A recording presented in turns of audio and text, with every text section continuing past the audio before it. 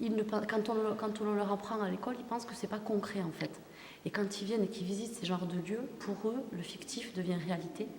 Et du coup, ça les fait beaucoup réfléchir, ça les interroge sur beaucoup de notions.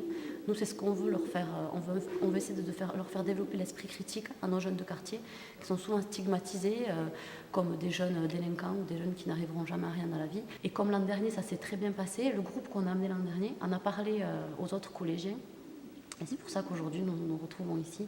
Et je pense que ça va être un partenariat qui va être perpétué parce que on a encore des listes d'attente pour les jeunes qui veulent venir visiter ce camp d'Émile ici.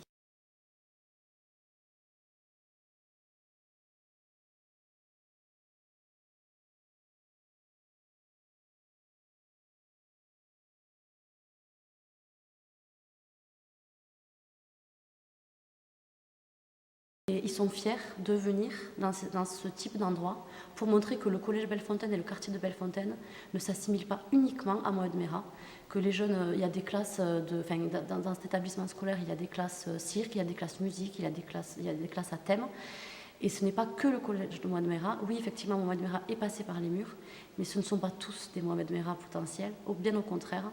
On essaie de redorer l'image du quartier et l'image de tous ces jeunes, de toute cette jeunesse qui est un petit peu en pleine perdition, pour ne pas justement qu'ils suivent son chemin-là. Et il y a une grande évolution depuis 2012, parce qu'en 2012, on entendait des discours pro-Mohamed Merah, quand même, ce qu'il faut dire, c'est la triste réalité.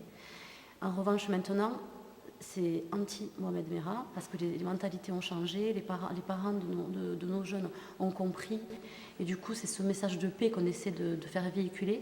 Et depuis, ce n'est plus le collège de Mohamed Merah, c'est le collège Bellefontaine à part entière.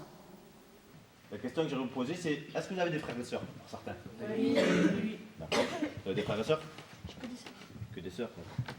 Est-ce que moi, au jour d'aujourd'hui, je peux dire que vous êtes la même personne, la même, je dis bien la même, copie conforme, la même personne que votre frère ou votre sœur? Moi j'ai pareil, vous avez les mêmes idées?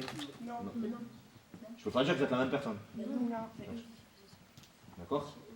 Donc je peux pas dire que vous êtes la même personne, pourtant vous êtes d'accord avec moi, il n'y a pas plus proche qu'une fratrie, il n'y a pas plus proche qu'un frère ou une sœur.